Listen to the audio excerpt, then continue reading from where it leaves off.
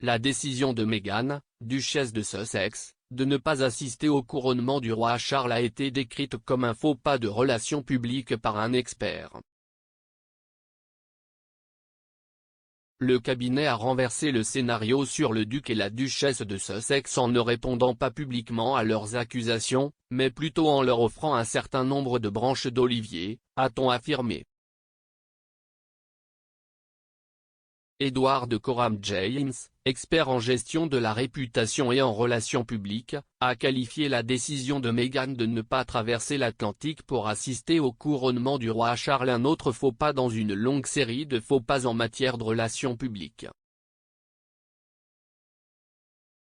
S'adressant à Express.co.uk, le cofondateur de GoUp a déclaré: pour faire simple, il est peu probable que le public découvre jamais le véritable fonctionnement des coulisses ici, et il se pourrait bien que les Sussex approchent à la fois réfléchis et proportionnés. Cependant, les communications de crise concernent souvent moins la réalité et plus la présentation de la réalité. L'optique est tout, et les Sussex ont, à ce jour, carrément perdu la guerre de l'optique. Dans ce genre de querelle, lorsqu'un côté offre à l'autre un rameau d'olivier, il est très dommageable pour sa réputation que ce rameau d'olivier soit rejeté. La décision du roi Charles d'inclure le duc et la duchesse de Sussex dans la liste des 2000 invités avant le couronnement a été considérée par les commentateurs comme une branche d'olivier majeure à la lumière des critiques formulées contre le cabinet et certains de ses membres par Meghan et Harry dans ces derniers mois. S'il est vrai que Meghan reste en Californie avec ses enfants, le prince Harry a apparemment accepté cette branche d'olivier et se rendra en Grande-Bretagne pour assister au couronnement le 6 mai, comme cela a été annoncé la semaine dernière. L'auteur royal Omid Scobie a tweeté la semaine dernière qu'il comprenait que le fait que le prince Archie ait 4 ans le même jour de la cérémonie de couronnement a joué un rôle dans la décision des Sussex de ne pas voyager ensemble au Royaume-Uni.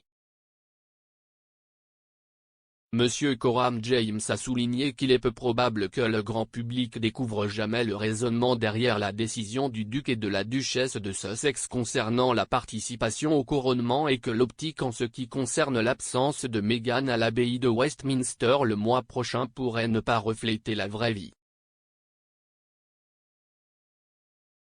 Néanmoins, le fait que les Sussex aient ouvertement critiqué le cabinet et ses membres dans le passé alors que la famille royale n'a pas publiquement répliqué place le duc et la duchesse sous un mauvais jour devant le tribunal de l'opinion publique. En gardant le silence tout en offrant des rameaux d'olivier, la famille royale a renversé le scénario sur les Sussex, a ajouté le commentateur, les Sussex n'apparaissant plus comme les victimes de la situation. Il a également déclaré, encore une fois, la question de savoir si l'optique reflète la vie réelle est une toute autre question, dont peu connaissent les réponses. Mais, en matière de relations publiques, notre principale préoccupation est l'optique. Et si est pourquoi tant de professionnels de la communication de crise ont été si surpris, car ce résultat était entièrement, ou du moins en grande partie, évitable. Le duc et la duchesse de Sussex ont annoncé la semaine dernière que Harry assisterait seul au couronnement, tandis que Meghan resterait dans leur maison californienne avec leurs enfants, le prince Archie et la princesse Lilibet. Cela est arrivé quelques jours après que la date limite pour les invités à répondre s'il vous plaît soit passée.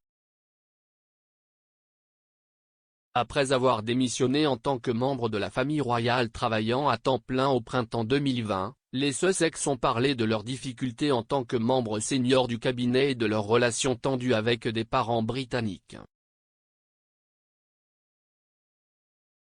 Le premier coup de feu a été tiré par Meghan et Harry en mars 2021, lorsqu'ils se sont assis pour une longue conversation avec Oprah Winfrey au cours de laquelle ils ont lancé des accusations de négligence contre la firme. Plus récemment, le duc et la duchesse ont détaillé leur relation difficile avec la presse et l'affirment dans une docu-série en 6 épisodes pour Netflix, intitulée Harry et Meghan.